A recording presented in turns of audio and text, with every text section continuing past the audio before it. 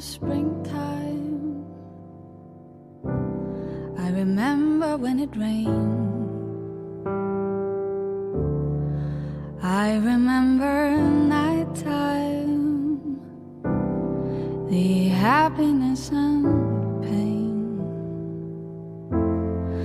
I remember you, but I can't remember love. What I do, When I do, what I do. when I Con esta introducción estamos principiando, por así decirlo, nuestro retorno en vacaciones o este pequeño regreso, esta pequeña edición especial que tenemos de febrero para nuestro canal Chess 24 Chile a través de Chess 24/7 y la plataforma asociada de la revista, por supuesto, Ajedrez, la única revista chilena de ajedrez. Bien, bueno, como escuchaban de fondo sonaba un tema muy especial que seguro los fanáticos del ajedrez tienen archi reconocido, o quizás no tanto, porque puede que en una de esas a lo mejor no sean tan asiduos a lo que es la música del jazz, porque este es más bien un tema clásico. Muchos a lo mejor que quizás no pusieron hincapié o atención en la serie Gambito de Dama en su momento, probablemente si no se recuerdan y escuchan esta canción de nuevo, y siguen sin recordar, digamos, probablemente van a pensar que es una canción antigua, pero la verdad es que no lo es. Forma parte de un jazz, obviamente, concebido con el estilo, digamos, de la época, entre la década del 60, 50, que era el jazz que a mí al menos me fascina. Este jazz más bien lento, melódico, ¿verdad? A cargo de Anna Haust, de Robert Winroder y William Horber. El tema se llama I Can't Remember Love. En la clásica escena en que, ya venía de vuelta, digamos, de sus triunfos más emblemáticos, Beth Harmon, pero obviamente ella necesitaba conseguir el cetro final, el que le iba a permitir reivindicarse de muchas cosas también, incluso de fantasmas personales, ¿no? Entonces esa clásica noche en que ella no encontraba nada en el refrigerador y va a un restaurante y se hace la promesa a sí misma de tener una noche de cena sana, pero la verdad es que termina bebiendo. Bueno, la escena clásica es que esa noche, no sé si a raíz de este mismo tema que estaba de alguna forma interpretando Anna Haust, ella se sintió quizás un poquito más sola y decidió terminar bebiendo, pero el hecho es que el tema de por sí es maravilloso. A mí me encanta este tema, por eso lo quise colocar en la introducción, aunque ustedes lo encuentren un poco lento, sí, para los que están, yo sé que están reclamando, dicen, ¿y por qué no colocó por último Fever de Peggy Lee o colocó Shocking Blue de Venus? Bueno, cálmense, las van a tener en su debido momento, una al cierre y otra al corte de este primer bloque. ¿Por qué nos estamos reuniendo acá? Miren, tenemos muchas novedades y estábamos pensando precisamente de que no podíamos, digamos de alguna forma, deslizarlas o chutearlas, si se quiere, para más adelante, porque probablemente ahí ya nos íbamos a enredar un poco más, se nos iba, digamos, a intrincar un poco más la pauta, y por eso quisimos adelantarles parte del contenido de algunas novedades que han ido saliendo de forma, digamos, espontánea, inoficiosa, como parte de la rumorología. Fíjense que uno de esos rumores, o más bien uno de esos trascendidos, dice relación con una publicación que, digamos, emitió nada menos que la protagonista de la serie Gambito de Dama, que todos sabemos se estrenó y aún sigue en la plataforma de Netflix, por supuesto, Anya Taylor-Joy, ¿cierto? Que ella dio a conocer el día 30 de enero. Fue algo muy fugaz, que además no duró más de 5 minutos. ¿Qué decía esa publicación? Además, acompañada de una imagen que ella misma se tomó, una especie de selfie media cortada, ¿cierto? Que ella se tomó en el año 2020, cuando ya el éxito de Gambito de Dama, al menos acá en América Latina, se había consolidado de tal manera que ella, cuando revisó las estadísticas, porque ella misma dice, para quienes siguen a Anya Taylor-Joy en sus redes sociales, ella no es muy de publicar frecuentemente, obviamente porque es actriz y obviamente está siempre bastante ocupada. Entonces, cuando ella cae a revisar sus redes sociales, se encuentra ese año, a finales de año, revisando el contenido de las audiencias o las estadísticas de audiencia en América Latina de Gambito de Dama, y abre una tamaña boca como la del emoji que ustedes mandan cada vez que hacen algún mensaje de WhatsApp, así como súper sorprendido. Y ella ocupa esa misma imagen para realizar este nuevo tweet o retweet de la imagen este día 30 de noviembre recién pasado, donde además acompaña con el siguiente mensaje, bastante raro, como asintomático, ¿no? Como errático, diciendo segunda temporada de Gambito de Dama Gambito de Dama 2, algo así, ¿cierto? Gambito de Dama 2. Pero sucede que este mensaje no alcanzó a estar al aire más de 5 minutos. ¿Qué pasa? Que entre medio de las disculpas previas que ella ofrece posteriormente con una nueva publicación, que probablemente ella subió a su cuenta de Twitter a los 15 o 20 minutos, entre medio, bueno, obviamente hubo toda una batahola de personas que siguieron el hilo, lo retuitearon, lo alcanzaron a rescatar, entre ellos el sitio de chess.com, que dijo Anya Taylor-Joy publicó que probablemente iba a haber una segunda temporada de Gambito de Dama 2, pero de Gambito de Dama, no, decir Gambito de Dama 2 es como una redundancia, que probablemente iba a haber ¿cómo se llama? Una segunda temporada de Gambito de Dama, pero borra su tweet a los 5 minutos. Mentes un poco más ingeniosas, porque ya sabemos, digamos, el sentido del humor que tienen ogros de Baku, como por ejemplo las generaciones más antiguas de los superhéroes del ajedrez de la talla de Garry Kasparov, que ya conocemos su sentido del humor, sabemos de un poco quizás no sé si de ironía, yo diría más bien su sentido del humor sarcástico, que parodió, digamos, con una publicación que decía Gambito de Dama doblado. No, señor, no es peón doblado. Peón doblado es otra figura. La figura del peón doblado es parte de la estructura, digamos, que se estudia dentro de la estructura, la estructura de peones, que son 7 los pasos. Acuérdese, peón doblado, peón retrasado, peón adelantado, peón colgado, peón, ¿cómo se llama? Ya dijimos, son 7, aislado, cadena de peones, peones conectados, etcétera. Son 7, digamos, pasos de la cadena, la estructura básica de peones. No tiene que ver con eso. O sea, el peón doblado, ya que estaba haciéndole la corrección aquí a través, digamos, del cristal que nos separa con el controlador, que no, el peón doblado es otra cosa. El peón doblado es cuando tú tienes en una misma columna, ¿cierto? En una misma vertical del tablero de ajedrez, tienes 2 peones que pueden ser tuyos, ¿cierto? O pueden ser del contrario, es decir, para el mismo caso son del mismo color, ¿ya?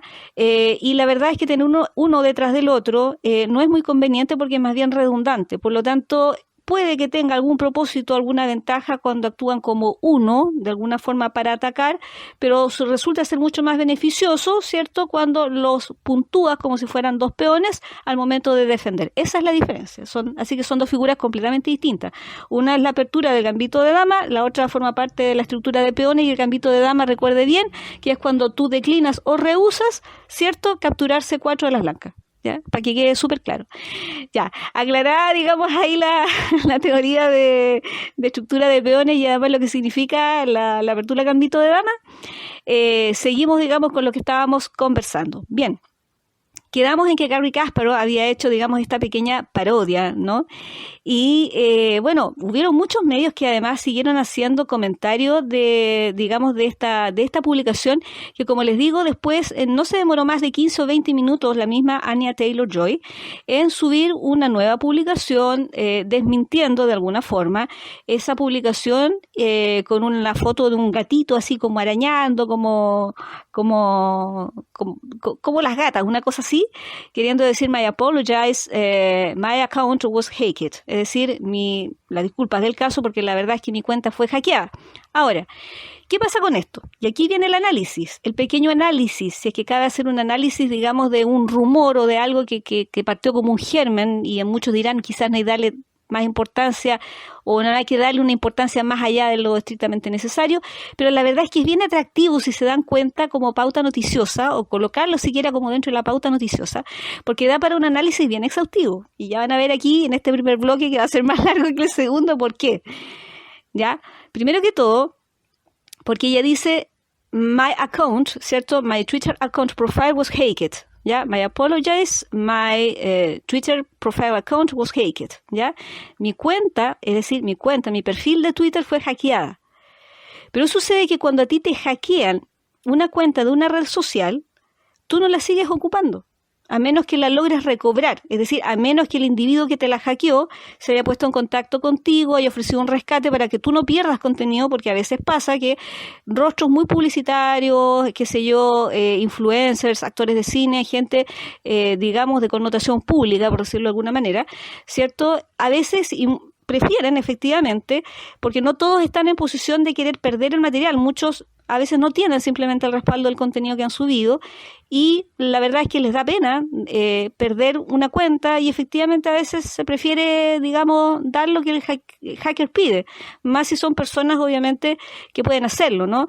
Pero en este caso resulta extraño porque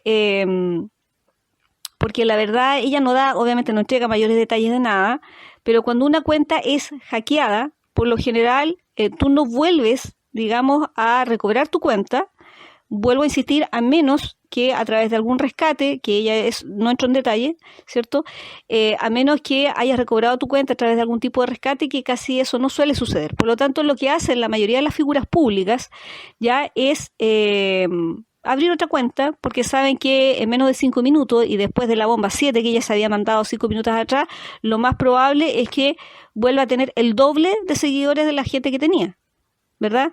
Entonces es más raro aún decir mi cuenta fue hackeada cuando emite ese segundo comunicado, ese segundo tweet en la misma cuenta que supuestamente había sido hackeada y no en otra, no en una nueva. Eso despierta más perspicacia, ¿cierto? Despierta muchas más elucubraciones y ahí entra, digamos, el análisis. Uno dice, pero si su cuenta había sido hackeada, debió haber tuiteado nuevamente desde una cuenta distinta o haber dicho esta es mi nueva cuenta. Es todo muy extraño, ¿no? Lo segundo, si esto efectivamente hubiese sido un hackeo, porque este no fue un hackeo, fue un hackeo obviamente a una persona importante que es una actriz de cine, ¿ya? ¿Cierto? No a cualquier persona le hackean la cuenta, a una persona que a lo mejor tiene una cierta cantidad de seguidores, con 3 o 4 o 5 mil seguidores, probablemente a los hackers les da lo mismo, ¿te das cuenta? Pero en este caso, ya le hackearon la cuenta a Anya Taylor-Joy, ¿ya? Y ella dice, mi cuenta fue hackeada, vuelvo a insistir, no entrega detalles bajo qué condiciones ella la recupera, ¿ya? Pero de todas maneras lo que llama mucho la atención es que no fue a cualquier persona tampoco, ya a la que se le pasa, si lo vemos desde el punto de vista objetivo, no es a cualquier persona a la que le sucede esto, ¿ya? ¿Por qué lo digo? Porque si era una filtración, porque ocurren dos cosas. Está la filtración de un trascendido que tiene que ver con insinuar, ¿cierto?, de que va a haber una segunda temporada de Gambito de Dama y al mismo tiempo un hackeo. Ya se juntan dos ingredientes que son súper raros, ¿ya? Ya analizamos la parte del hackeo, ahora vemos lo que tiene que ver solamente con quién dice o de quién nace este trascendido. Estamos haciendo aquí un poco de estudio casi periodístico de primer año, lecciones de periodismo de primer año. ¿Quién dice de quién sale? ¿Quién es la fuente, ya, de esta filtración? No es un ciudadano, no es parte de la producción, no es un comentario de pasillo en las plataformas de Netflix con oficina o con asiento en tal parte, no es un comentario de algún productor por ahí que se filtró, que fue dando vuelta como un teléfono roto, no. Sale de la misma Anya Taylor-Joy, que es más raro aún, ¿ya? Entonces, o es una maniobra publicitaria, yo vuelvo a insistir que para mí, si me preguntan a mí, como periodista, yo les digo honestamente que desde el punto de vista de la publicidad y de lo que tiene que ver con el manejo de relaciones públicas, porque obviamente todos los equipos, ¿cierto? Y todas estas plataformas se manejan con un contingente, aunque ustedes no lo crean, con un batallón de asesores comunicacionales que saben muy bien lo que están haciendo. Y bajo ese punto de vista, yo creo que aquí hubo un manejo súper inteligente, no sé si súper inteligente, porque si no estaríamos sacando cuentas alegres de algo que en este minuto no solamente puedo reflexionar yo o puedo caer en la cuenta yo, sino cualquier otro hijo de vecino con medianos estudios, digamos, en el tema. Pero aquí ya sabemos de que por lo pronto, si me preguntan a mí, como profesional yo tiendo a aventurarme por la hipótesis de que fue una jugada, una estrategia publicitaria bien pensada, no sé si la más inteligente, pero al menos bien pensada, ¿cierto? Por los dos lados, lo que tiene que ver con el hackeo y de quién sale la filtración además. de hacer, digamos, de alguna manera ensayo de cómo caía este notición, ¿no? ¿Qué dijeron personas importantes, aparte de la parodia que hizo el mismo Garry Kasparov, asesor de la serie por lo demás? Por eso fue que él también metió un poco ahí la opinión. Y Karo Nakamura dijo que ha sido uno de los pocos también que se ha hecho referencia al tema, lo que a mí me causa bastante igual, digamos, suspicacia, que fíjense que ninguno de los sitios oficiales de ajedrez como The Susan Blog, por ejemplo, o Partidas Inmortales de Ajedrez, o los que siempre, digamos, están hablando en España, qué sé yo, ni uno de ellos se refirió a este tema. Hay un silencio, pero extraordinario, sepulcral. Así que eso me llama más poderosamente la atención. Fíjense que el jugador estadounidense Hikaru Nakamura, ¿ya? Sí lo tocó en uno de sus últimos videos. Ya sabemos que ese sentido del humor tiene Hikaru Nakamura, que obviamente es diametralmente opuesto a lo que es Garry Kasparov, que es muy ingenioso, es de mucho intelecto. Además, Garry Kasparov, está bien que lo sepan, yo me pasé por su cuenta precisamente para ver qué nivel de seriedad tenía este trascendido, ya que él había sido, digamos, nada menos que el consultor de la serie, y me aproveché de enterar de algunas pildoritas por ahí que le está inaugurando un nuevo libro y que tiene que ver con el invierno del intelecto, algo así, ¿ya? Y que es un libro más bien de corte político. Ustedes saben que él es activista, entonces él está generalmente metido en las causas que tienen que ver con, digamos, con una Rusia represiva, ¿no? Todo esto a raíz del tema de la guerra con Ucrania. Así que por cómo el título digamos del libro, que si mal no recuerdo creo que es así, El invierno del intelecto o algo así, me da la impresión que es una muy buena lectura, así que ahí habría que engancharse un poco más adelante para ver de qué va ese libro, porque seguramente no va a ser obviamente un libro meramente político, sino que además yo creo que él va a esbozar, como ha sido la tónica de sus otras publicaciones, donde sí no son de ajedrez, habla de política, pero las mezcla y las traslada, digamos, y las trata de explicar desde el punto de vista digamos, del ingenio del ajedrez. No nos olvidemos que él es el gran autor de un libro que dice cómo la vida imita al ajedrez, ¿ya? Entonces, parcela, digamos, ahí cierro la parcela del paréntesis que había hecho con respecto a eso. Nakamura, por ejemplo, que tiene un humor diametralmente opuesto al de Garry Kasparov, es mucho más liviano, obviamente él es otra generación, es más light, qué sé yo, se ríe de chistes súper livianos, de cosas de imágenes, etcétera, ahí en sus videos, a veces los corta, etcétera. Entonces, él dice que él le cree a Anya Taylor-Joy cuando ella dice que su cuenta había sido hackeada, ¿ya? Y de que, bueno, él no entrega mayores detalles, pero sí dice en todo caso, no creo que es devolverse con una serie, no creo que sea con una producción audiovisual. Entonces, ahí él también desliza algo. Y aquí viene con la tercera parte del rumor, ¿ya? Y el rumor tiene que ver con lo que ya se había, no sé si pactado antes, pero sí se había adelantado, ya, no como teaser, pero se había adelantado como idea, ¿no? De que probablemente luego del consolidado éxito de la serie en el 2021 se había hablado específicamente de un regreso. Pero ¿en qué condiciones? ¿Ya?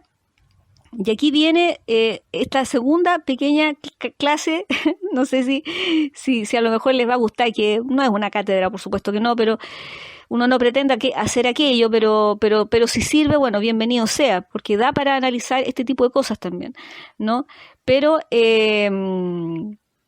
se suponía que Gambito de Dama iba a regresar, según lo que se habló en el 2021, según lo que hablaron los organizadores en 2021, pero no en formato de serie, sino que probablemente iba a regresar como muchas de estas otras producciones que se fueron editando a Netflix como parte de las categorías, digamos, que tiene Netflix, que partió, sabemos, siendo una de las primeras plataformas, pero bajo la modalidad de series, y luego fue incorporando diversos contenidos, películas, largometrajes, documentales, juegos, plataformas de no sé, hasta incluso de repente enseñanzas, qué sé yo, entre medio cursos, entre medio didáctica, producciones de ese tipo.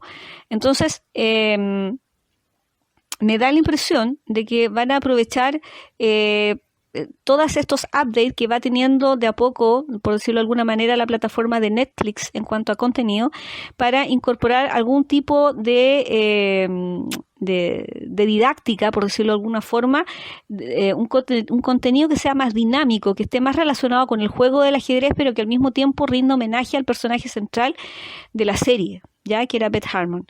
Yo creo que probablemente ese va a ser, eso tiene más sentido lógico, porque eso fue lo que se había adelantado, ¿ya? Por otro lado, ¿qué sucede? Está esta otra arista, ¿ya?, que tiene que ver, y aquí entra a tallar la parte que yo les hablaba de estas clases de periodismo en las que uno suele caer muchas veces cuando habla, digamos, acerca del tema de los rumores y para que ustedes vean cómo da una cosa, un germen de este porte para hacer análisis, ¿no? Porque es todo muy asintomático, vuelvo a insistir.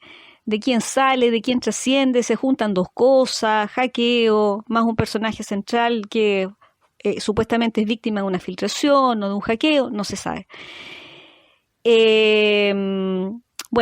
La producción, obviamente, de esta serie, que contó con la excelente dirección del director Scott Frank y Alan Scott, que se valió a su vez de un libro, de una novela, basada digamos, en la obra homónima, ¿cierto?, del mismo nombre, Gambito de Dama, de Walter Tevis, ¿ya?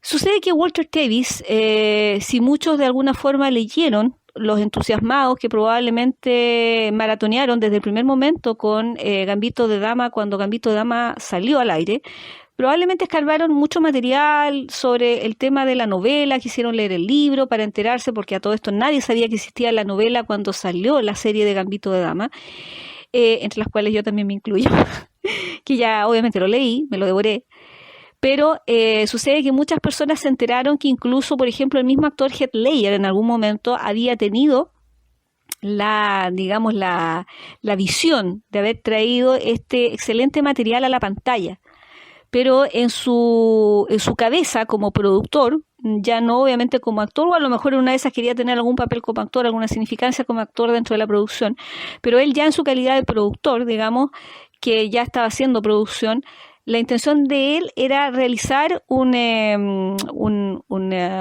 largometraje, ¿cierto?, basada de alguna manera en el libro, ¿no?, pero en formato película, no en serie, por decirlo de alguna forma.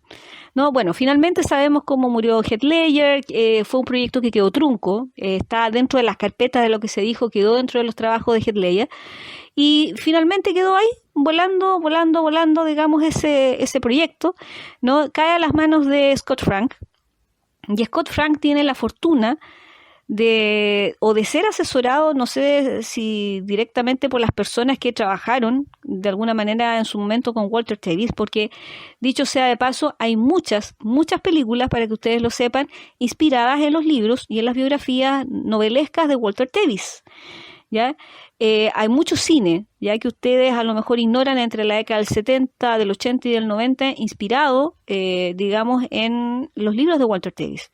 ¿Y qué pasa? Sucede que Scott Frank tiene la visión de volver a repetir la fórmula de estos directores que se inspiraron en las novelas de Walter Tevis, ya cogiendo como patrón casi toda la historia y sin alterar ningún detalle. Es decir, podría decirse de alguna forma que Walter Tevis fue uno de los escritores quizás más ingeniosos o más creativos al momento de escribir, porque lo que él creó fueron novelas redondas que funcionan muy bien y sin mayor alteración dentro del punto de vista del drama, del hilo dramático, digamos, cuando tú haces o recreas lo que es un guión adaptado, ¿no? Entonces, lo que él hace es un trabajo redondo, por decirlo de alguna manera. Si tú tomas un subproducto de las novelas de Walter Tevis, lo que vas a obtener es un producto redondo. Por lo tanto, la historia es cerrada, queda allí. ¿Y qué es lo que dice Scott Frank con respecto a esta, digamos, a este esbozo de idea siquiera que se hizo en 2021, ya cuando se hablaba de probablemente el regreso de Gambito de Dama en una segunda temporada? Él dijo: la verdad es que yo no lo veo conveniente. A mí no me han llamado para realizar o asesorar siquiera quizás un regreso de la serie. Si me preguntan a mí y quieren mi opinión, yo les digo honestamente, la verdad es que yo no encuentro que sería lo más apropiado, porque creo que la historia que quería contarse ya se contó. Es una historia cerrada y la novela funcionó muy bien, casi como un guión a la perfección. salvo que hubo que hacerle obviamente la reestructuración de forma, pero en el contenido del hilo dramático era redonda. No había nada que hacer ahí, ¿ya? Entonces, como yo lo dije de alguna manera en algún tweet por ahí, se lo conversaba, de hecho, a uno de los grandes maestros internacionales ahí que tenemos agregado y con quien tenemos una relación ahí también de editor a editor, por decirlo de alguna manera. Bueno, habrá que hacerlo como en la NASA, porque resulta que está el otro fenómeno que yo ya les voy a contar ahora. Lo voy a dejar ahí como en stand-by, para abrir una parcela de preguntas ahí en el pizarrón, como que estuviéramos haciendo clase de matemática, no de periodismo a rato, pero en fin. Claro, porque resulta que, no sé si se acuerdan de la película Apolo 13, cuando tenían, digamos, la dificultad de ver cómo traían, digamos, a estos astronautas a la Tierra de vuelta, y llegó el administrador de la NASA y dijo, bueno, hay problemas con la cápsula, abastecer oxígeno, no sé qué, encuentren la forma, y llegó ahí con unos dispositivos y los tiró sobre la mesa. Ahí dijo, bueno, vean la forma de introducir un cuadrado entre un círculo, ¿ya? O un círculo entre un cuadrado, no sé, no lo recuerdo bien, ¿ya?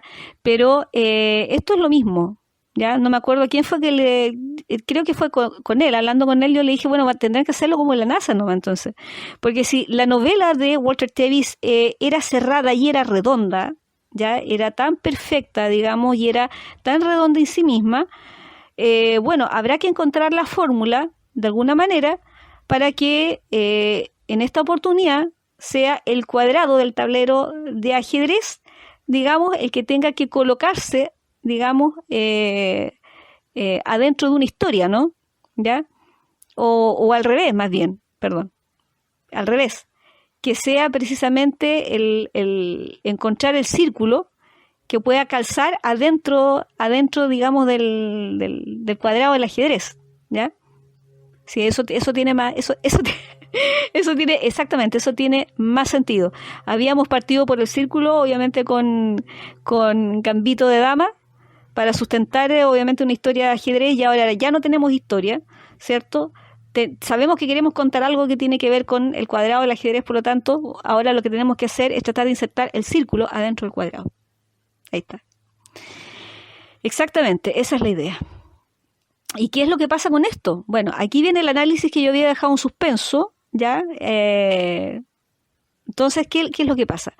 Sucede, por ejemplo, que cuando tú tienes un contenido que es, vuelvo a insistir, es tan redondo, es tan cerrado, que captura audiencias, que deja cautiva a gran parte de la población. En América Latina no hubo televisor o no hubo Smart TV que no conectó con la serie, que no maratoneó con la serie, que no ha dejado de maratonear por segunda y tercera vez con la serie, entre las cuales me incluyo, ¿ya?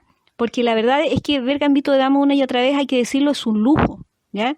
Es un lujo en fotografía, se los digo yo como profesional, es un lujo de fotografía, es un lujo interpretativo, porque además hay que sacarle el sombrero, digamos, a esa actriz maravillosa que es la que hace los primeros años de Beth Harmon, la chica que llega digamos, al orfanato de Medwen, porque ella es quien introduce a la actriz final, que es Anya Taylor-Joy, que venía de hacer obviamente algunas producciones, pero que no era tan conocida, ¿ya? Entonces hace un trabajo, porque nosotros tampoco conocíamos a la actriz que interpreta en su primera infancia digamos, a Beth Harmon, ¿ya? No la conocíamos tampoco, pero nos llama tanto la atención su interpretación, su forma enigmática, digamos, de tratar con este señor, el señor Chable, digamos, que es el conserje de Medwen, digamos, es un trato tan especial que tienen ellos dos, una conexión tan especial, que la verdad es que ella se roba la película durante el primer capítulo y realmente corona la introducción para, digamos, la parte que después le sigue y le toca, digamos, desarrollar a Anya Taylor-Joy. Entonces, cuando tú tienes una serie de esas características, con una recreación de época formidable, con una fotografía maravillosa, con un vestuarista además de lujo, ¿ya? Todo lo que es ambientación es un 7 y una historia bien contada. La verdad es que es como que tú le dieras, trasládense a la idea, no sé, del circo romano, ponte tú, donde la gente pareciera ser que lo único que tenía con respecto a la entretención era eso.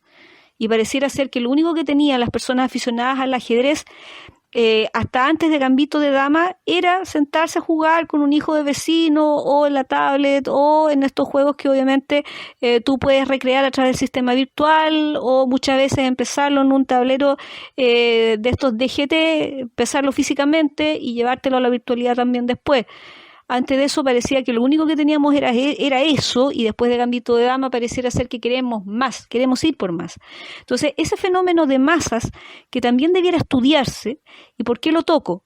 Porque sucede que me da la impresión que los productores crearon algo, un producto que fue mucho más allá de ellos mismos, un producto que los superó, que superó las expectativas por mucho. Y cuando tú obtienes algo como eso, en términos mediáticos, tú tienes que ser capaz, si quieres, porque a ellos les conviene además repetir económicamente la fórmula, ¿no? ¿Cierto? Les conviene regresar, pero ¿bajo qué formato? ¿Ya? Entonces ahí hay todo un estudio que yo creo que debiera haber sido quizás, no sé si más cauto, funcionó como serie, pero la pregunta es, no vamos a tocar, nos vamos a interrogar sobre lo que ya la suerte está echada sobre, digamos, el primer formato, porque ya se hizo y funcionó y fue redondo como fue, ¿no?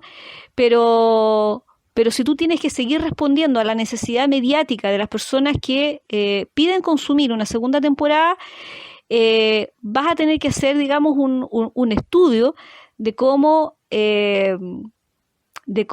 es interesante, digamos, es interesante, porque vuelvo a insistir, o sea, tú dices, ¿cómo regreso? Fue inteligente, digamos, haber hecho la serie y quizás no una película. Ya, claro, si se hacía una película probablemente también con tanto o más éxito que la serie, igual iban a querer una saga, ¿ya?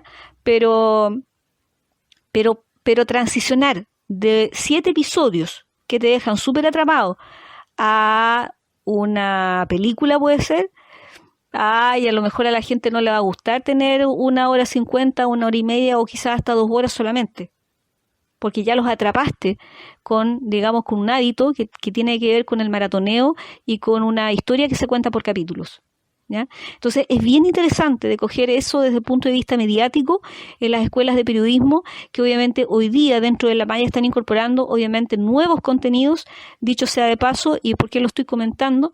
Porque revisando la malla de las escuelas de periodismo y de escuelas de periodismo emblemáticas de universidades ilustres, justamente, señor, de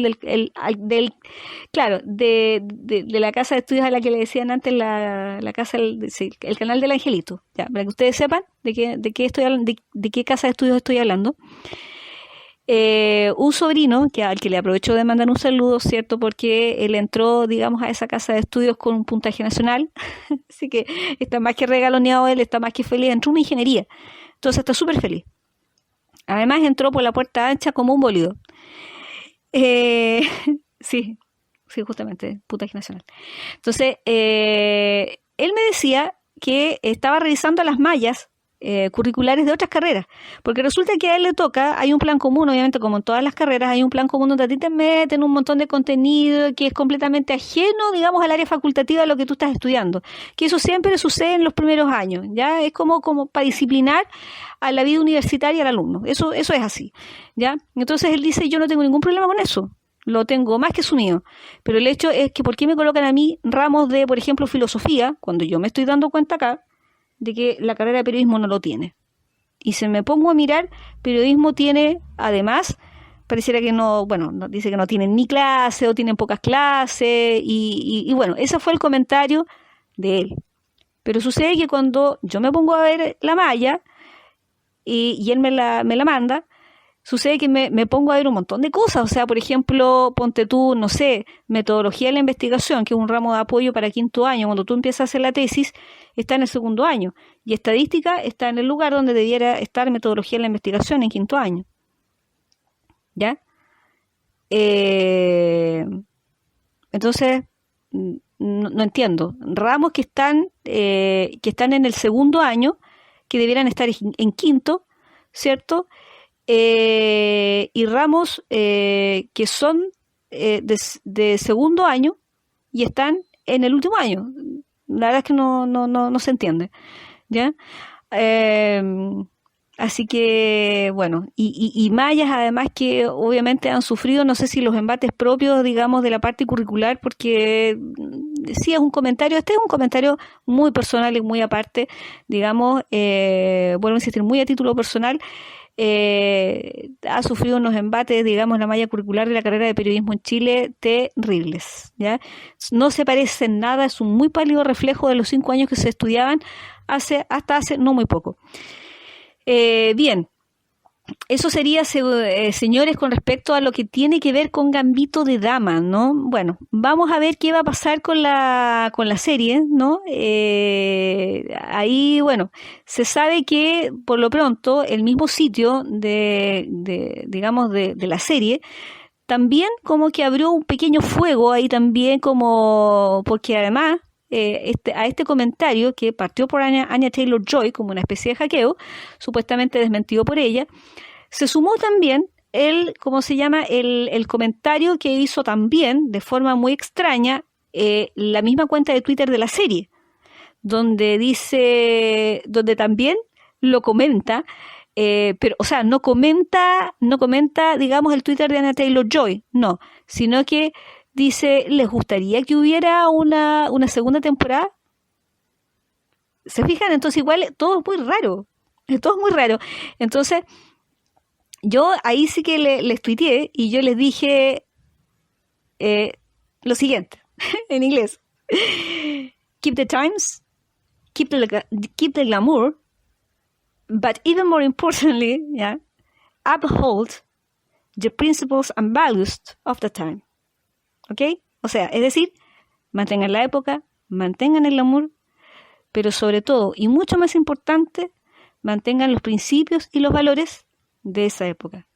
Porque si hay algo que conquistó, yo creo que a la población mundial de Gambito de Dama, fue una relación, vuelvo a insistir, de empatía no manifiesta entre una niña que era huérfana y un conserje.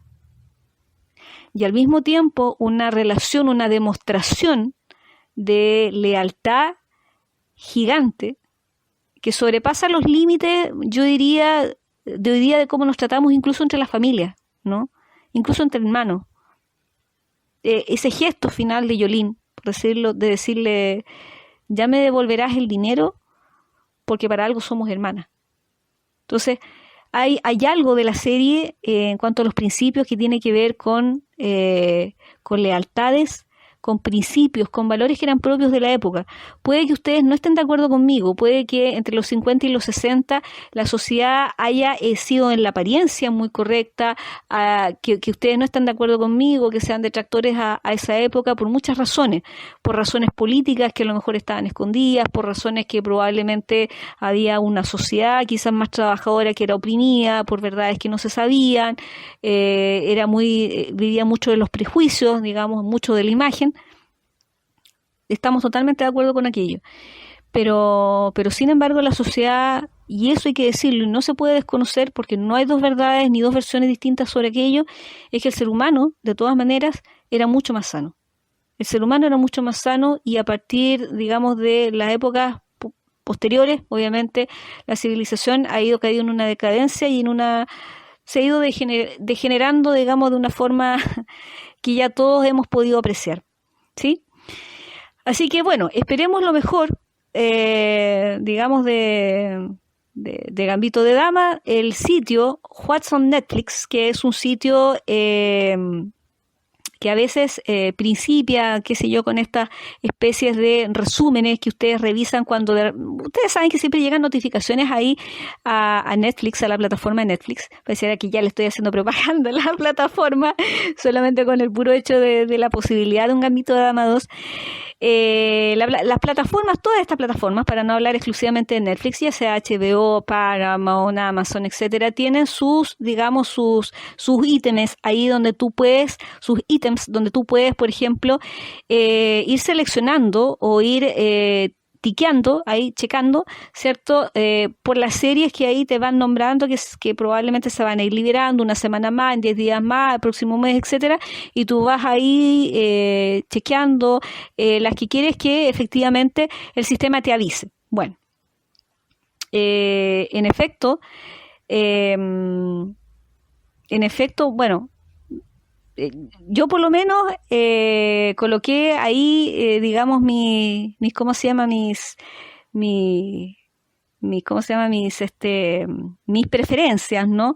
Y bueno, como no, de momento obviamente no hay nada, digamos, que esté, digamos, ahí siquiera que nos dé una idea, ¿no? Una muy vaga idea de que algo pueda haber relacionado con el contenido de Scott Frank, pero sí para aquellas personas que de alguna forma obviamente estuvieron a caballo de esta noticia, ya les quiero decir que de momento, y creo que yo no creo haber estado tan fuera de foco, porque yo sé que lo vi y de hecho le hice el tag ahí, de hecho lo seleccioné, ¿no? Está por inaugurarse, ¿no? una película de 1 hora 56, que quiero dejar súper claro que no es la misma película, sobre todo para los fanáticos de este deporte, ¿ya? Que ya voy a pasar a hablar con más detalle de él en el segundo bloque, ¿ya? Pero para dejarlos introducidos, ¿ya? Esta película, para quienes estamos hambrientos de ver ajedrez audiovisual o de alguna plataforma, ¿ya? Esta disciplina, que es muy parecida al ajedrez, de hecho hay muchos ex campeones de ajedrez que se han pasado del ajedrez a esta disciplina o que incluso han migrado de esta disciplina al ajedrez. ¿Ya? Hay casos muy emblemáticos, ¿ya? Sí, como el mismo caso de Ben Hazaris. Ya les voy a decir quién es él. Bueno, haciendo, digamos, la ronda para ver efectivamente si se sabía algo de este tema del trascendido de, digamos, de Gambito de Dama, porque como les digo, es todo muy sintomático, qué sé yo, la fuente, el cómo se dio, digamos, el hecho de que la misma cuenta de la serie haya hecho una pregunta, evaluando qué aspectos a lo mejor en una de esas nos gustaría ver, si es que hubiera la posibilidad, etcétera. Entonces, todo muy raro. Me encontré con, digamos, una película que próximamente se va a estrenar y que aparecía catalogada como El jugador de Go, ¿ya? ¿Cierto? Y que si ustedes chequean, también la pueden encontrar como La partida de Go, que es una película de 1 hora 56, que está basada, digamos, en un juego, ¿verdad?, de un antiguo maestro veterano y que se ve enfrentado, la típica historia en que se ve enfrentado, obviamente, a su pupilo, a su mejor alumno, ¿ya?, a su mejor aprendiz. Bueno, el juego del Go, y aquí paso, digamos, a introducirlos un poco a lo que ya va a ser, digamos, materia de nuestro segundo bloque.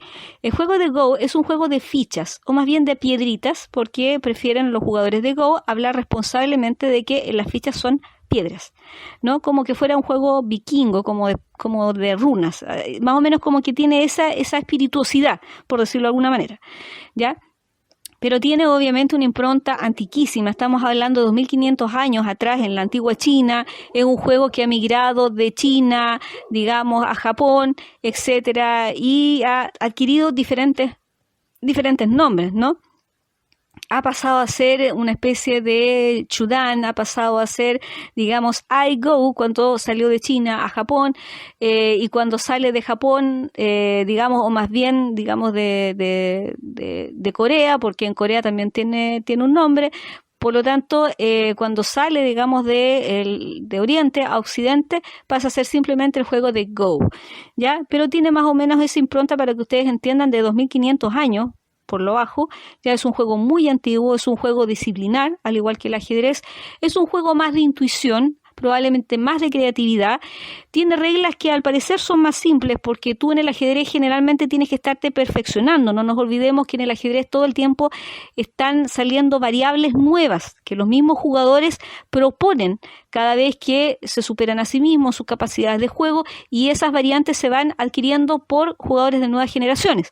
Por lo tanto, el juego del Go no tiene esa dificultad de momento, pero sí, lo que tiene el juego del Go, y hay que decirlo, es que ahí donde se generan 20 posibilidades de juego a partir de una movida de ajedrez, en el Go se generan 200. Es decir, se amplifica por 10 la cantidad de juegos posibles. Así que imagínense, si un jugador de ajedrez, por formidable que sea, es capaz de ver más allá de 10 o 12 movimientos por delante, el jugador más experto de Go, que ya les voy a decir quién ha sido, ya, o qué ha sido, ya, es capaz de ver hasta 60 movimientos y que incluso ha sido capaz de ver hasta 95 movimientos.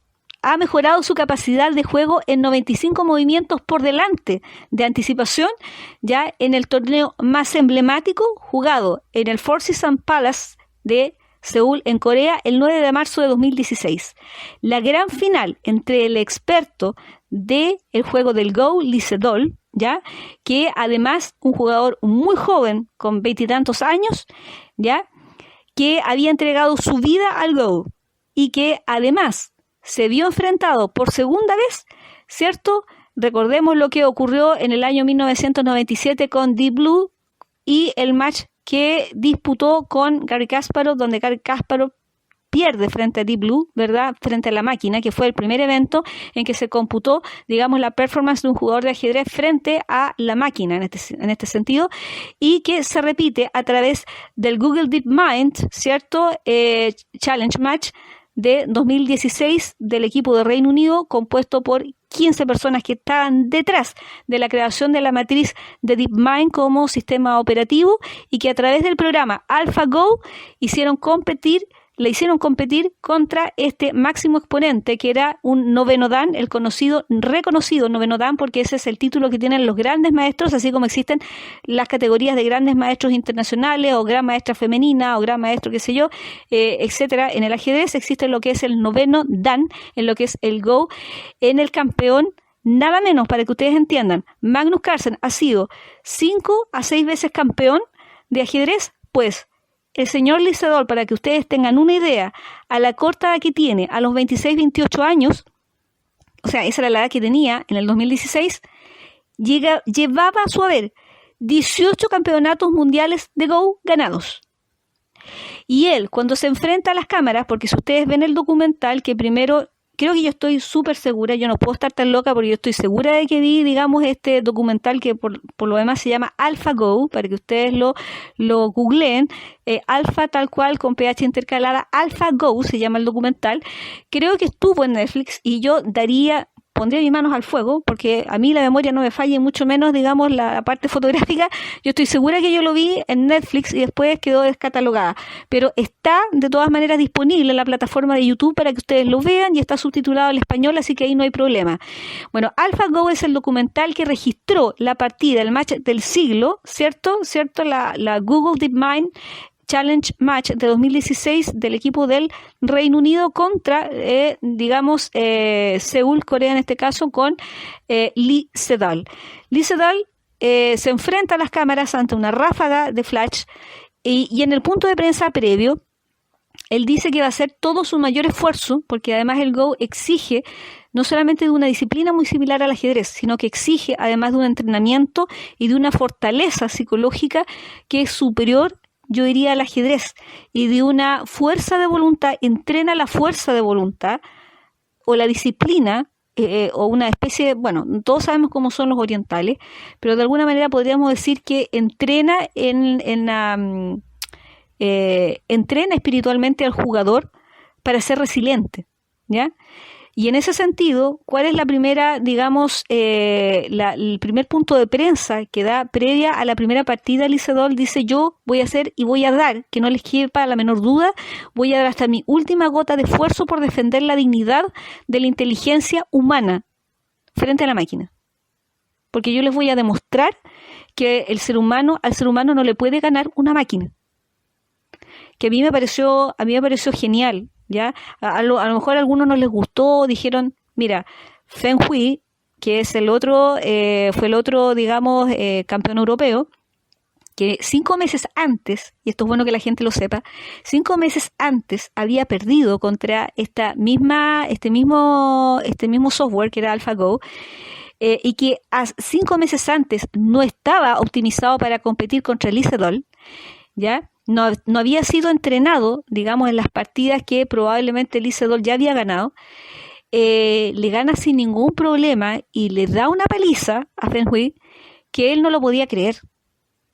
Porque los jugadores de Go, además, ellos saben que tienen un entrenamiento poquitos más superior, por decirlo de alguna manera, porque este es un juego territorial, ¿ya? Es un juego que obviamente, para que la gente lo sepa, sepan de qué estamos hablando, es un juego donde el tablero es muy similar al del ajedrez, pero no es un juego de board o de tablero. En el Stauton no es de 64 casillas de 8x8, no. Esto es, puede ser un tablero variable donde tú puedes tener un tablero de 19x19, puedes tener un tablero de 12x12 o de 9x9. Pero el hecho es que tú no posicionas las fichas o las piedras de Go, que también a todo esto son blancas y negras, igual que en el ajedrez, no las posicionas al interior del escaque, sino que las posicionas en los vértices donde se produce la intersección de las 4 líneas, ¿ya? Entonces es un juego territorial, ¿cierto? Tú tienes que ir cercando a las fichas enemigas y de esa forma vas ganando. Entonces, el juego de Go tiene una exigencia, además, intelectual, parecida, por ejemplo, a estos retos que son medios difíciles a veces de completar y que tienen que ver con si quitas un palo de fósforo. No sé si ustedes han visto esos retos que a veces aparecen y que les dan muchas veces a los niños en el colegio, intente formar tal figura quitando o moviendo solamente en tal dirección, por ejemplo, un palo de fósforo. Ya, el juego de Go tiene esa misma lógica, ¿ya? Entonces, no está tan abierto a la variedad, a las variedades que puede ofrecer o a las posibilidades que tiene muchas veces el ajedrez. Entonces requiere de un esfuerzo mental que es más complejo, no tiene tantas reglas que aprender, esa sería como la parte, digamos, quizá ventajosa, pero tiene este otro esfuerzo mental, ¿ya? De que es un juego más intrincado y mucho más cerrado en las posibilidades, ¿ya? Entonces, Lisa Doll se va con esta prédica, con este manifiesto, ¿ya? Y que para algunos pueda resultar, para los medios quizás un poco arrogante, porque bueno, ellos han trabajado con el Go, ellos han trabajado, al igual que Feng Hui, trabajaron, digamos, hicieron de su vida un campeonato, por decirlo de alguna manera, ¿no? Y por lo tanto, ellos saben a lo que van, saben incluso que este juego es mucho más difícil que el ajedrez. Veíamos, por ejemplo, y revisábamos aquí, ustedes tienen los videos para revisar digamos, hace un tiempo atrás, de lo que resultó entre Niemann, por ejemplo, y Magnus Carlsen, ya un juego de egos que no se sabía a quién no quería perder o quién no aceptaba perder o quién prefería decir que el otro había a lo mejor hecho trampas, etcétera. Entonces, si ustedes ven ese nivel, digamos, muchas veces de energía, por decirlo de alguna manera, no quiero hablar de arrogancias personales ni de egos, pero si ustedes ven ese nivel de autorreferencia en el ajedrez, imagínense digamos, los autorreferentes que debieran ser incluso los jugadores de Go, con un Lee Sedol que lleva 18 años ganando, ¿ya? Pero aún así, que él tiene un discurso que a mí me habla mucho de humildad, cuando él dice, yo creo que puedo ganar, estoy seguro de hecho que voy a ganar, pero dentro de esa arrogancia que probablemente los creadores de DeepMind saben que no va a ser posible que le gane a AlphaGo, está, de todas maneras, yo rescato parte de ese discurso previo donde él dice, yo me la voy a jugar porque creo que es posible, ¿cierto?, proteger la dignidad del intelecto humano. Yo me quedo con ese discurso, ¿ya? Porque además el discurso que él ofrece después de haber perdido las 3 primeras partidas es diametralmente opuesto. Miren el ejercicio de humildad tremendo que él hace. Él dice, les pido mis más sinceras y honestas disculpas por haber sido y por sentirme tan incapaz. ¿Ya? Entonces, yo siempre lo digo, siempre lo digo en el ajedrez. Yo no soy una jugadora de Go, sé cómo jugarlo, pero en el ajedrez yo siempre, cuando les enseño sobre todo a niños, qué sé yo, les digo, mire, nosotros tenemos en el tablero una determinada corrida de piezas. Tenemos en un extremo paciencia, voluntad, ¿cierto?, humildad y tiempo. Y en el otro extremo de esa misma línea, en la formación espejo, tenemos dedicación, sobriedad, obediencia y respeto. Ahora dígame usted si puede individualizar esas piezas, en qué escaque se encuentran, es decir, qué piezas son y hacia dónde las movería. ¿Ya? ese es un bonito ejercicio de preajedrez para la gente, ¿ya? Yo diría para la gente, ni siquiera necesariamente para los niños que están aprendiendo, ¿ya? Porque cuando tú escuchas las palabras de Lee Sedol te das cuenta de que él efectivamente hace un tremendo ejercicio de humildad cuando dice: les pido disculpas por haber sido tan incapaz, ¿ya? Pero no nos olvidemos que él tiene un tremendo repunte. Él remonta finalmente la cuarta partida. Luego de la jugada 37, muchos dicen que luego de la jugada 37 de ese match, ¿ya? Que sin esa jugada que hizo AlphaGo después de haber estado bastante tiempo, con un turno de juego congelado, por decirlo de alguna manera, porque cuando las máquinas se congelan, digamos, en el turno de juego, generalmente es porque te van a salir con una sorpresa donde realmente después mucho más tú no vas a tener que hacer.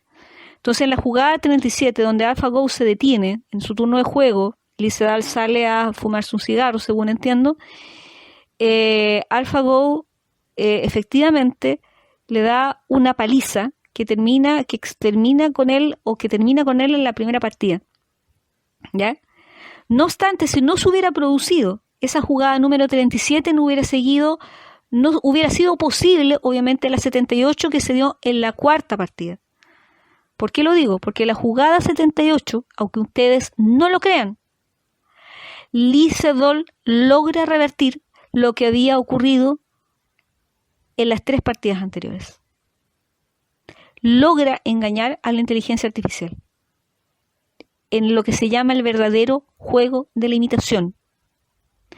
Si el verdadero juego de la imitación, señores, no está en darse cuenta si efectivamente tú en una interacción virtual tienes detrás un comportamiento autómata. En eso no consiste, ¿ya?, el juego de la imitación. El verdadero juego de la imitación que va a tener que aprender el hombre es a poder imitar conductas o a poder engañar o a crear de alguna manera conductas de engaño que puedan hacerla creer a una máquina que está interactuando con otra.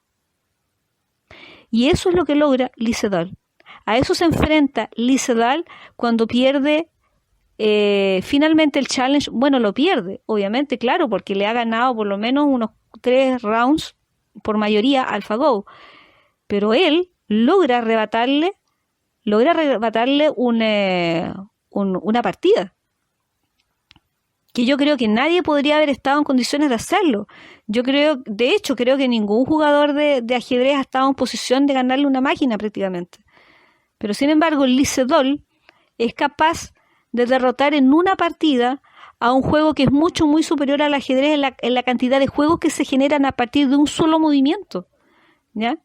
Entonces, lo que él consiguió también ya es una experiencia para la vida, pero entrega también una lección importantísima, porque lo que quiero que se entienda acá, antes de ya pasar al segundo bloque y pasar, digamos, al corte, lo que quiero que aquí se entienda, ya, es que él no debiera haberse sentido derrotado ni lastimado en su orgullo, que probablemente lo estuvo, ya, por mucho tiempo, al igual que le tocó a Ben Hui, sino que el tema es que, de todas maneras, detrás de ese comportamiento autómata estuvo la creación de 15 especialistas entrenados, obviamente, en conocimiento informático, los mejores especialistas en conocimiento informático, ¿ya?, que no tenían muchas nociones de Go, que no sabían jugar al juego. Algunos a lo mejor sí, otros no. Ben Hazaris, que es el jugador, que es el creador del sistema operativo DeepMind que dio vida a AlphaGo, él fue un jugador de ajedrez originalmente y después se interesó por el Go. Pero la verdad es que no fue un jugador, tan brillante. Y el resto del equipo que él formó, no es un equipo conocedor del juego de Go. Para nada. ¿Ya? Son personas que obviamente son las mentes, no me cabe la menor duda que reclutó a las mentes más brillantes en conocimiento informático, ¿ya? Pero Lee Sedol logró derrotar solamente con el conocimiento del juego y sin ser ningún especialista, en informática, logra derrotar en una partida a un juego que tiene 10 posibilidades más de generar movimientos que una sola jugada de ajedrez, ¿ya? Es decir, un solo cerebro logra derrotar a lo que pudieron haber concebido 15 mentes brillantes, ¿ya? Entonces les vuelvo a preguntar, ¿puede el intelecto humano defender su dignidad frente a la inteligencia artificial? Les dejo ahí nomás esbozada la pregunta para que sigamos en el segundo bloque. Señores, les voy a dejar aquí con el tema que ustedes yo sé que querían, pero no, Fever no es todavía. Fever se los voy a dejar para el final con Peggy Lee, así que ahora los voy a dejar con Shocking Blue de Venus. Así que lo disfruten, señores. Ya volvemos.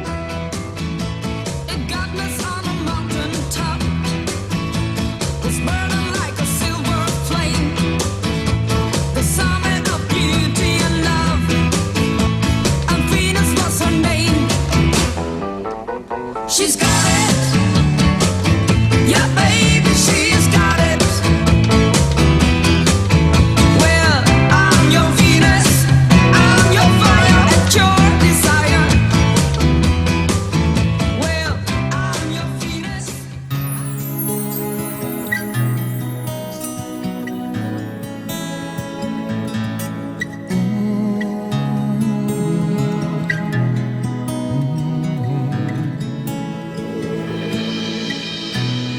I can see your picture in my mind, a vision that seems so very real. I miss you every night in my dreams. Time and space will never keep us apart. Your love's keeping me tonight, even when we're far away.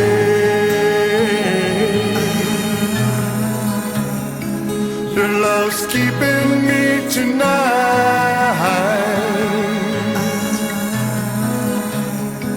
until the morning brings another day.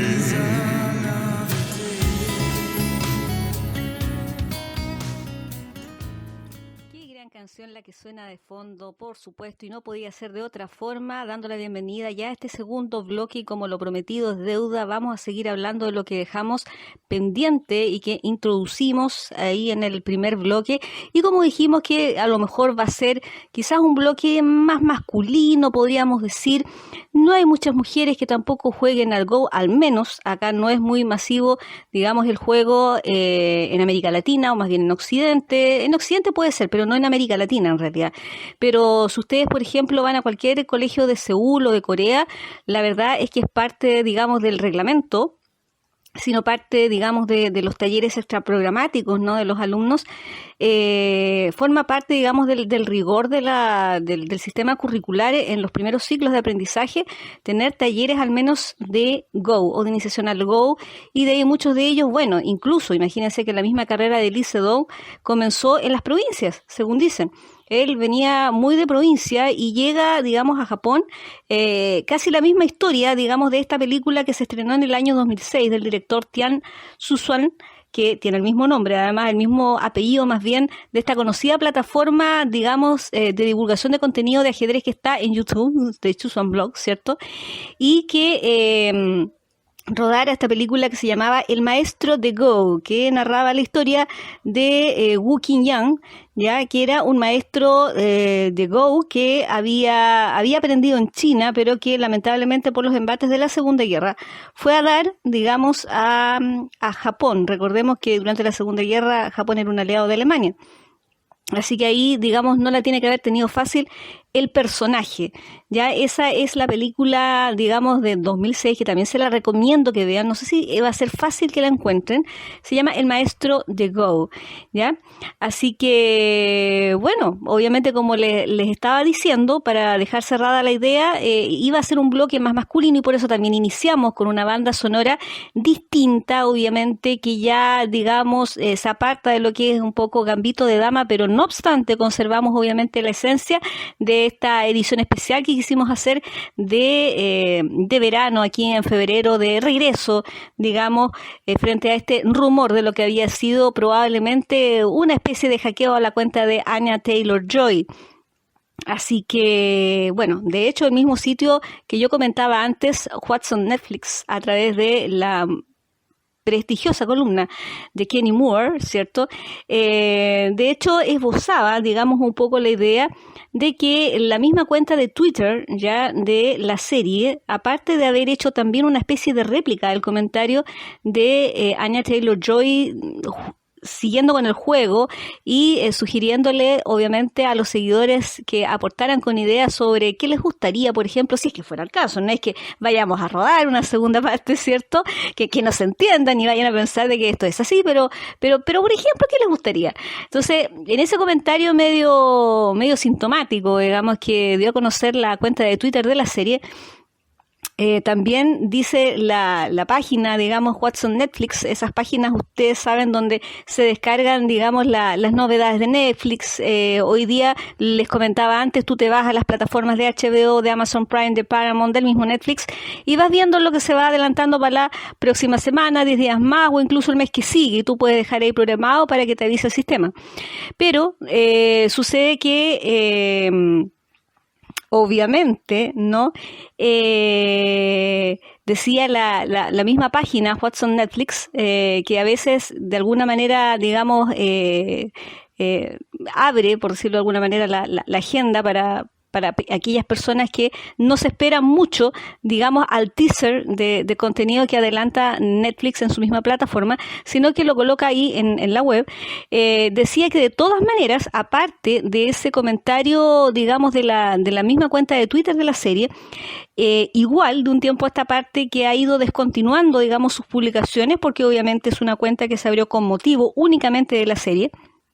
Por lo tanto, entre el 2021 y el 2022, ustedes comprenderán de que obviamente no ha tenido mucha actividad, por decirlo de alguna forma. Bueno, por lo mismo, también es raro que haya salido a la palestra y a comentar justamente lo que, digamos, había supuestamente se había filtrado de la cuenta de Anya Taylor-Joy. No obstante, sí había, por ejemplo, previo a esta última intervención, ¿cierto? Sí había hecho algunas publicaciones así como medias aleatorias, medias esporádicas, como quien no quiere la cosa, en los últimos meses, dando a conocer, por ejemplo, rúbricas gráficas digamos, inocentes, digamos, de la misma serie, que uno se preguntaba, bueno, para los seguidores, yo al menos no sigo la cuenta de la serie Gambito de Dama de Twitter, pero dicen que venía, desde hace unos pocos meses, venía como publicando pequeñas rúbricas gráficas o de estas, digamos, imágenes que de alguna manera se serigrafían con tecnología digital, bien bonitas y que obviamente tú las puedes ocupar de wallpaper o de fondo de pantalla o de filtro, lo que tú quieras, ¿ya? Entonces eso también como que aportaba un poco agregaba un grano más de misterio, digamos, a toda esta situación, por decirlo de alguna forma. Bien, para cerrar la idea de lo que yo les estaba diciendo, porque vamos a continuar quizás con una parte un poquito más masculina y por eso coloqué nada menos que la banda sonora de la película Identical en el principio de este segundo bloque. La película Identical, que de todas maneras seguimos hablando de la misma época, entre los años 50 y 60, ya que de alguna forma coge lo mejor, por decirlo de alguna manera, de lo que fueron los inicios de la carrera de Elvis Presley, ¿sí? A propósito de que la película de Elvis Presley, que tiene a Tom Hanks como uno de sus protagonistas principales y cuyo protagonista principal, quien encarna a Elvis, que no había sido muy conocido, está siendo, digamos, candidato al Oscar firme por la caracterización, digamos. Yo tengo mis serias dudas porque después de ver Identical, también vi Elvis, la verdad, o vi primero Elvis y después Identical. Y les digo honestamente que yo me quedo con la película Identical, siendo que ambas están en HBO, ustedes las pueden ver. sí, se ríen acá al otro lado del cristal de la promoción que estoy haciendo de todas las plataformas, pero en fin, es para que ustedes tengan obviamente entretenimiento de verano, ¿no? Entonces, les comentaba yo que primero vi Elvis y después Identical, y la verdad es que yo me quedo con Identical, aunque es una película del año 2015, que es mucho más anterior, ¿cierto? Solamente está disponible, no ha sido descatalogada aún de la plataforma, pero si pueden, véanla. Creo que también está disponible en YouTube, así que búsquenla por ahí. La van a encontrar, les va a gustar mucho, porque ahonda en un aspecto independiente del desarrollo, digamos, de la carrera de Elvis, que puede no coincidir con la realidad o con lo que fue la historia de Elvis, pero toma un punto muy importante de la vida de Elvis, que es en sus comienzos, ¿ya? Una situación muy poco conocida, digamos, de la vida de Elvis, mucho antes de ser actor, mucho antes de ser el cantante que fue, mucho antes de ser, digamos, el showman en el que se convirtió, ya, mucho antes siquiera de pensar en ser quizás un cantante de rock. Toma una situación muy puntual de su vida, la recoge y en base a eso edifica todo un drama muy inteligente, bastante creativo, como si fuera la de cualquier otro cantante, pero llama muchísimo la atención porque el guión es muy original y aparte está acompañada en los roles protagónicos por actores más bien de la década de los 90, que ya hoy día pasaron a ser bastante clásicos. Uno de ellos falleció, de hecho, hace un año, que es Ray Liotta, y la otra es Ashley Judd, ¿ya? Que hace ahí también un papel bien importante en la vida del personaje. Pero bueno, ¿quién encarna, digamos, a Elvis, por decirlo de alguna forma? Porque no es precisamente a Elvis Presley a quien encarna el personaje principal en la película Identical, pero si ustedes lo ven, se mueren, se van de espaldas porque es idéntico a el rey del rock, es idéntico, ¿ya? Bueno, se llama Blake Rain, ¿ya? Y él es no solamente actor, sino que también es cantante, ¿ya? Ha escrito algunos libros también, es un actor estadounidense, y que, para que ustedes lo sepan, esta es una píldora que les voy a lanzar. Sí, señores, los que me están viendo desde el otro lado de la caja de huevos donde me encuentro yo, si ustedes vieran, es realmente un show de variedades acá al otro lado. Yo lo único que veo son, digamos, veo jeroglíficos, la verdad. Bueno, voy a dejar colgada nuevamente la idea de los jeroglíficos. Por favor, háganme recordar, voy a tener que traer un plumón aquí y una pizarra como los profesores de matemática de la universidad para que no me olvide lo que tengo que seguir después. Yo no trabajo, señores, para que ustedes sepan, con una pauta, porque a mí la pauta me pone más nerviosa, me distrae y al final no termino diciendo lo que está en la pauta. Pero en fin, lo que les estaba contando era que este actor, Blake Rain, nació siendo, digamos, más bien cantante. Bueno, por las circunstancias se fue haciendo famoso haciendo papeles extra en el cine. Y para que ustedes lo sepan, esta pildorita que les voy a dar es que esta persona hizo nada menos que la aparición en la película Forrest Gump, cuando, no sé si se acuerdan, la mamá de Forrest Gump había alquilaba habitaciones, ¿se acuerdan? Y Forrest Gump todavía era pequeño, qué sé yo, y estaban como en aperturas económicas, y uno de esos pasajeros que llegaron de verano,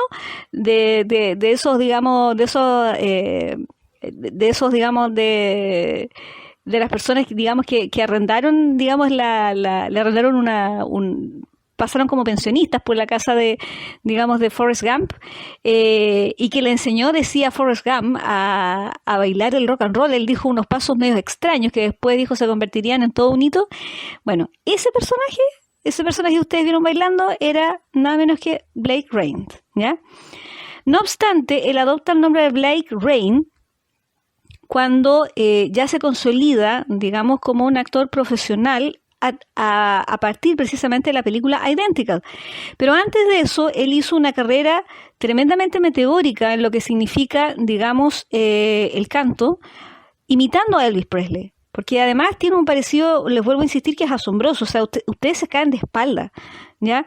Si ustedes toman una canción de Blake Rain, la escuchan, sin conocer a Blake Rain, ustedes dirían, pero qué raro esa canción de Elvis, yo nunca la había escuchado. O sea, si ustedes, por ejemplo, colocan al mejor conocedor de Elvis Presley y le colocan un disco de Blake Rain, él les va a decir, sí, efectivamente es Elvis, pero yo no sabía de esa canción. O a lo mejor es algún material inédito. No, pues señores, no. Se trata de Blake Rain pero Black Rain, antes de ser actor, bueno, él sigue cantando todo esto. Él es declarado el doble oficial, el mejor doble oficial en el mundo, para que ustedes lo sepan. En el año 2001 él fue declarado nada menos como el doble oficial de la imagen del rey del rock en un concurso que se llevó a cabo en Memphis, Tennessee, la tierra de Elvis Presley precisamente, ¿ya? Y además porque canta idéntico, el registro de voz es idéntico, el color de voz es idéntico, ¿ya?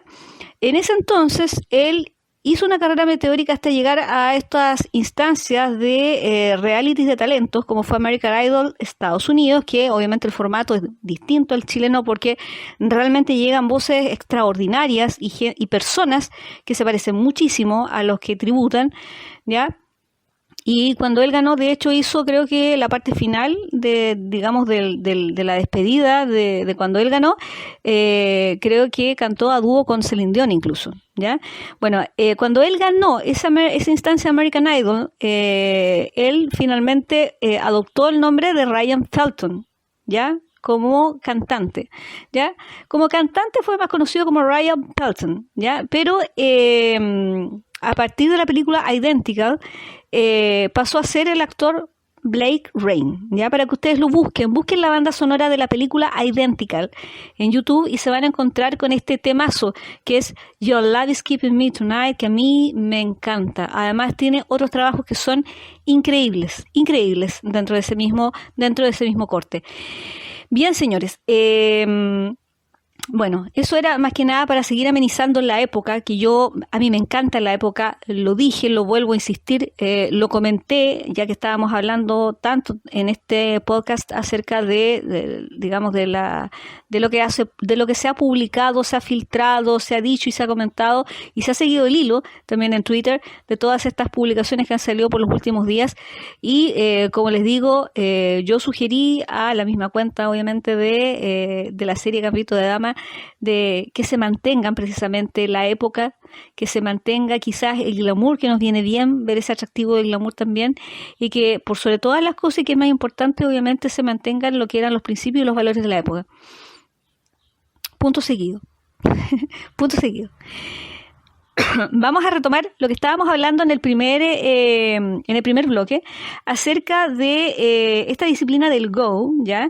El Go, que es, digamos, una disciplina, como yo les contaba, que se juega con estas piedritas. Los jugadores profesionales le dicen a las fichas, le dicen piedras, ¿ya? En realidad es una ficha lenticular, ¿ya? Una ficha lenticular más bien, que se va posicionando, como ya les expliqué antes, en los vértices donde se encuentran las 4 líneas de cada cuadrado, ¿no? ¿Cierto? Bueno, hay varios juegos que están emparentados con este juego que es milenario, desde 2500 años, supuestamente, ¿ya? Pero hay otros juegos también que dicen mucha relación con el Go y también con el ajedrez, por ejemplo, y ya que hablábamos de jeroglíficos, de los jeroglíficos que me hacen aquí afuera de la caja de huevos, que yo tengo que entenderlo todo, pero ustedes, claro, ustedes específicamente me escuchan hablar, de repente yo les hablo al control, a la mesa del control, y claro, ustedes no pueden ver ni oír nada de lo que ellos dicen, yo estoy aquí en una caja de huevos, pero yo sí que tengo que entender todos los jeroglíficos que ellos me dicen. Bueno, a propósito de jeroglíficos, específicamente, y hablando de juegos que se asocian tanto con el ajedrez como con el Go, me acordé también de este juego milenario que se llamaba Perros y Chacales, que era también muy similar al ajedrez, y que de hecho, si ustedes han visto la película Moisés de Charlton Heston, ya se van a dar cuenta que ahí, digamos, una de las protagonistas, que al mismo tiempo era como la antagonista, ya jugaba ahí con su suegro, creo, una partida de perros y chacales, ¿ya? Esa sería también otra referencia que tenemos más próxima del ajedrez.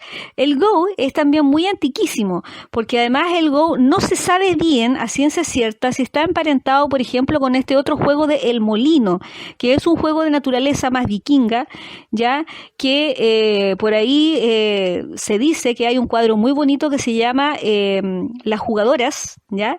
Las Jugadoras, que es un cuadro que está datado entre 1947 y 1948 y que cuelga de los pasillos del Museo de Bellas Artes de Bilbao, en España, ¿ya? Y que fue, digamos, de alguna manera fue concebido por el pintor Máximo Campigli, ¿ya? que era un pintor, era un escritor, que parece que el hombre era bien talentoso porque además le hacía todo. Dicen que era periodista, era escritor, era pintor, entonces era completo el hombre, ¿ya? Y según lo que yo estaba leyendo, digamos, el autor del libro Boards and Game Tables from Civilizations es un libro, o más bien una novela de Robert Bell, que específicamente recaba detalles históricos sobre la naturaleza de todos estos juegos y cómo están emparentados. Decía precisamente de que la naturaleza, digamos, del juego del molino no está tan clara, ¿ya? Que pudo haber tenido un origen que se jugó mucho en la Inglaterra, por ejemplo, medieval, por ejemplo, ¿ya?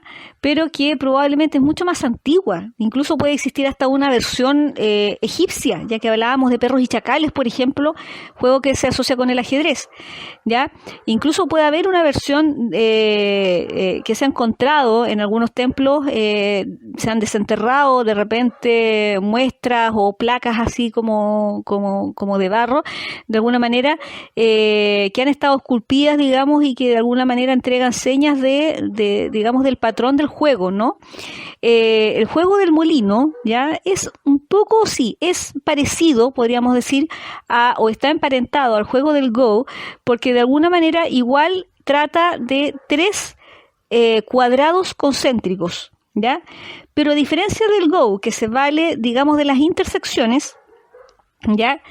El molino se aleja de la dinámica de las intersecciones para poder aposentar las fichas o las piezas, ya sea en las esquinas donde se encuentran cada una de las 2 líneas del cuadrado, de cualquiera de los cuadrados, porque son 3, ¿cierto? Y tiene además también tienes que posicionarte en la mitad de cada una de las líneas. Es decir, son 3 secciones de cada línea, de cada cuadrado, donde tú puedes jugar. La idea, obviamente, del molino es que tú logres hacer una especie de alquerque en 3, también se le llama 9 en raya, o 9, el 9 de hombres, una cosa así, ¿cierto? Hay variantes, está el 12 de hombres de Morris también, ¿ya? Entonces, la idea es que tú tienes que formar una vertical o una horizontal también, ¿ya? Es parecido como el juego del gato, por decirlo de alguna manera. Y vas ganando las piezas, capturando las piezas del contrincante, obviamente cuando lo encierras. Hay juegos y otras variantes como por ejemplo el Avalon, que es hexagonal y que es muy parecido también al Go, pero vuelvo a insistir, ahí el tablero es hexagonal y tú vas obviamente posicionándote ahí, a diferencia del Go y a diferencia del molino, ahí tú te vas posicionando en los escaques, al igual que en el ajedrez.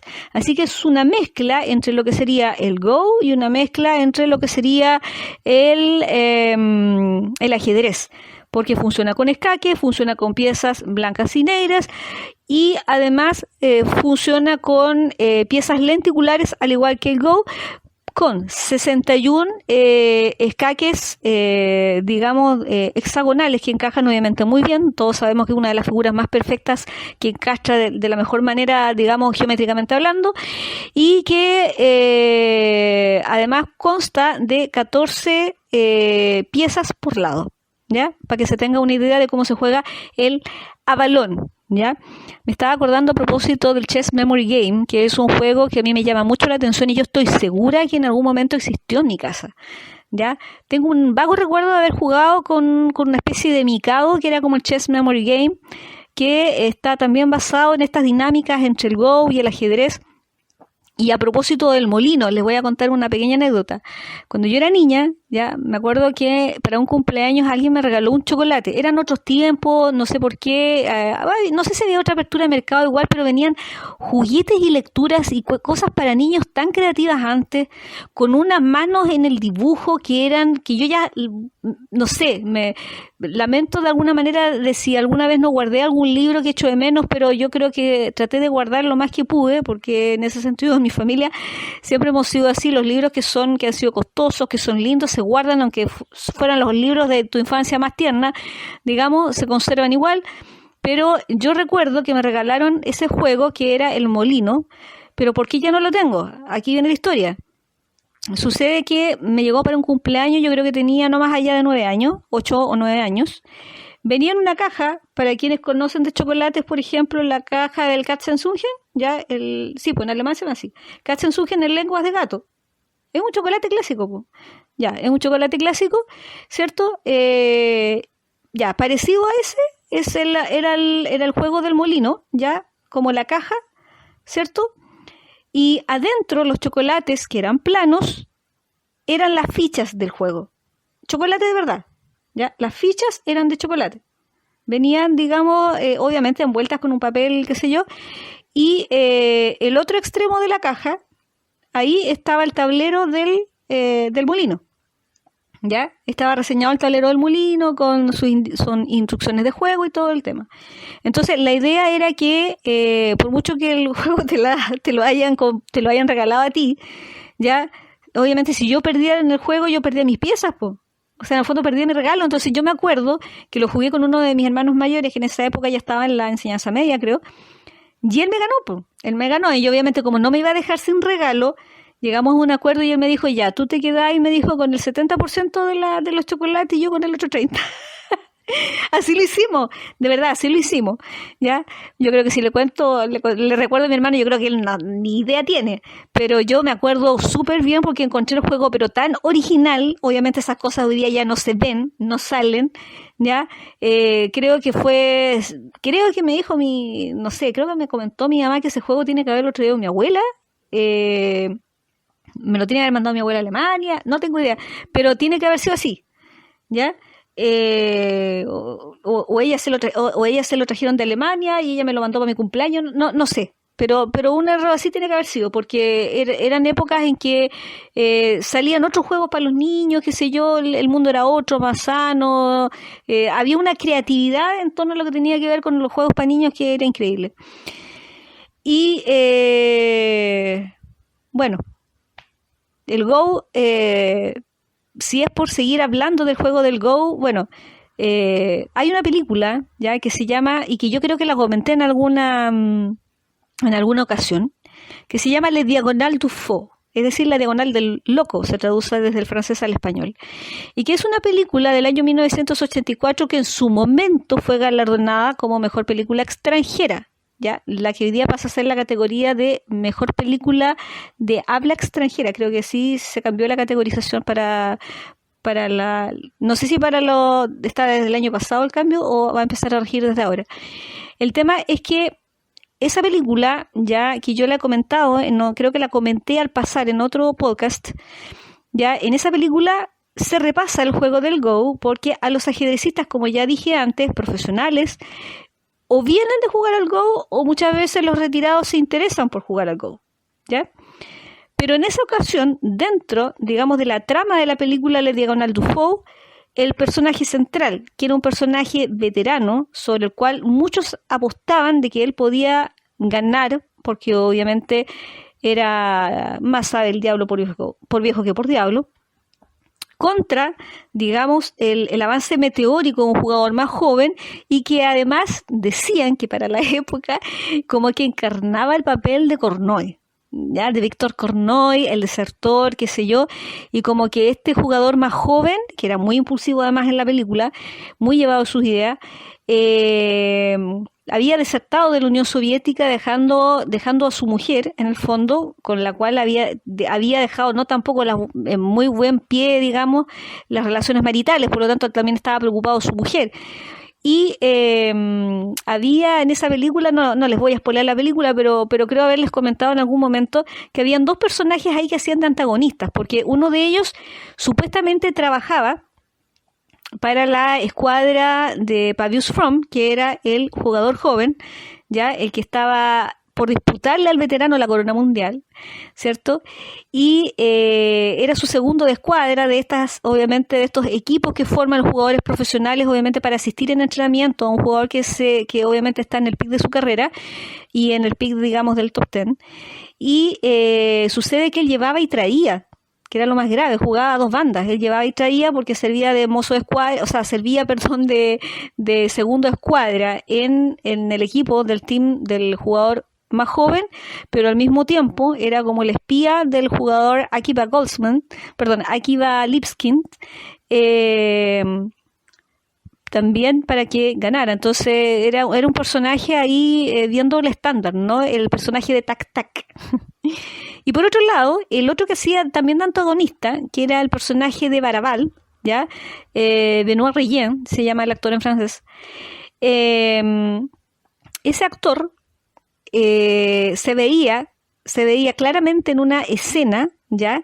De que él había pasado de trabajar, ¿cierto?, con la escuadra como segundo de escuadra de Pavius From, del jugador joven, pero en su cara, a diferencia de Tac Tac, él va y le dice: yo ya no trabajo más contigo. No llegan a un acuerdo, llegaron a malos términos, creo que Pavius From no estaba en sus cabales ese día que discutió con él, o no llegaron a un acuerdo económico, no sé cuál fue la diferencia, no recuerdo bien la diferencia que tuvieron, pero el hecho es que Baraval le dice en su cara a Pavius From que ya no van a seguir trabajando y que obviamente se va a ir con la escuadra contraria. Entonces se ve después que Baraval está ahí haciendo una partida de Go en algún momento, en un rato libre, con, digamos, Akiva Lipskind, que es el jugador más veterano, y están ahí, digamos, acomodando sus piezas, porque de alguna forma lo que ayuda el juego del Go al ajedrecista en general es que le entrega herramientas de intuición, ya, que muchas veces no están tan marcadas o que uno no suele escuchar en los ajedrecistas profesionales o que están, digamos, en un alto escalafón a nivel mundial. Uno no suele escuchar de que la intuición es algo, digamos, que forme parte del juego, porque el ajedrez tiene mucha lógica, ¿ya? El ajedrez, o eres un visionario para saber lo que va a pasar 20 o 12 movimientos más adelante, pero más no de eso, ¿ya? Pero todo está, digamos, estructurado por la misma lógica del juego. Tú puedes ir viendo lo que puede pasar más adelante. Pero en el caso del Go, que es un juego muy intrincado, no tiene tantas reglas para que tú las aprendas, se vale de la intuición y de la creatividad que tú puedas desarrollar al paso, ¿no? Es un juego muy intrincado, muy simple por un lado, pero también mucho más complejo que el ajedrez, ¿ya? Entonces muchas veces disciplina de una manera de la que no están acostumbrados los ajedrecistas, ¿ya? Los disciplina de una manera, les entrega una tranquilidad, ¿cierto?, psicológica, que muchas veces el ajedrez por sí solo no nos da, ¿ya? En fin, señores, en fin. ¿Qué más les puedo contar? Creo que no se me queda más nada en el tintero. Sí, ya sé, me están insistiendo, sí, me siguen insistiendo. Si no les digo yo, esto parece un show de variedades, señores, al otro lado del espejo, iba a decir, al otro lado de acá del control. Me están diciendo que por favor haga, digamos, que entregue una pildorita. Primero que nada, tenemos dos novedades. Se viene la tercera edición de la revista Ajedrez. No les puedo decir nada, chiquillo, es materia clasificada, es información clasificada. No puedo decir nada, en serio. No puedo decir nada. Lo que sí les puedo decir es que obviamente hoy día no hemos estado hablando del Go exclusivamente y ocupando todo un segundo bloque de programa por nada. Ni tampoco hemos relacionado el Go y las películas que han salido de Go. No ha sido solo a raíz de eso que hemos relacionado lo de Gambito de Dama con el ajedrez, con el Go. No ha sido solamente por eso. Sino que, bueno, les voy a decir, vamos a tener un nuevo Forks. Sí, vamos a tener un nuevo Forks de juego, ¿ya? Lo único que le voy a decir es Amanitas, nada más. Eso es todo lo que le voy a decir, el nombre del juego, pero no voy a adelantar absolutamente nada, nada. Y no me sigan insistiendo con el tema de la tercera edición porque ya, ok, lo único que les voy a decir, sí, señores, no se acerquen al pantano. Ok, listo, ahí la dejo, señores, los dejo con Fever de Peggy Lee. No, listo, nos vemos, chao.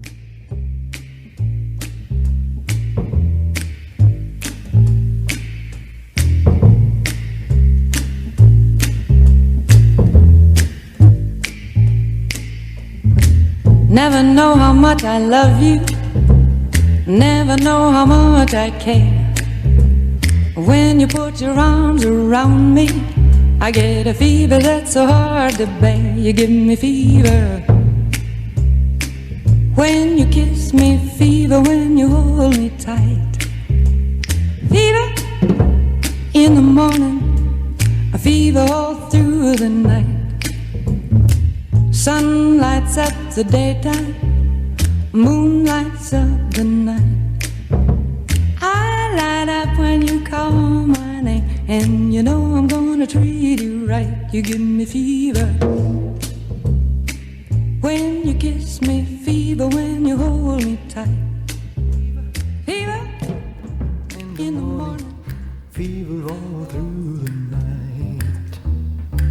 Everybody's got the fever. That is something you all know. Fever isn't such a new thing. Fever started long ago.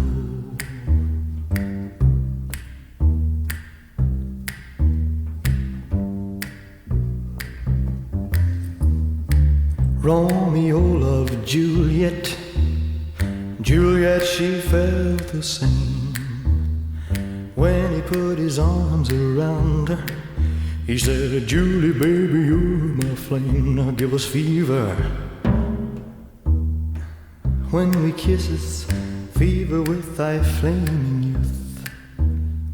Fever, I'm on fire.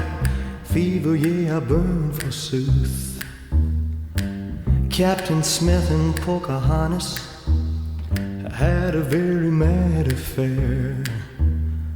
When her daddy tried to kill him, she said, Daddy, oh, don't you dare, he give me fever.